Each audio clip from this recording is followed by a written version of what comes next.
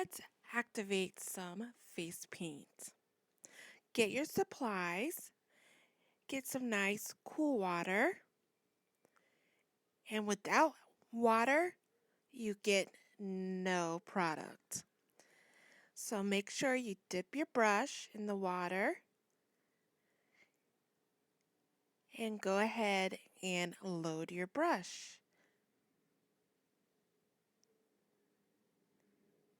And then when you load, you twist off your brush and apply to the skin or wherever you would like to apply.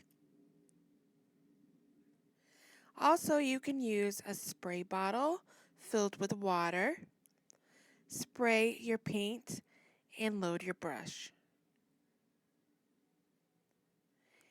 And I'll apply on the skin.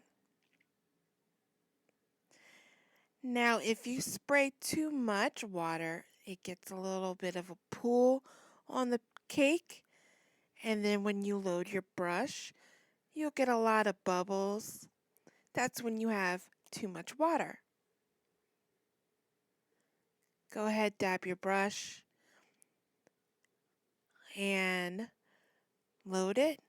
And you see that it's more creamy, more smooth. And then apply. Thank you.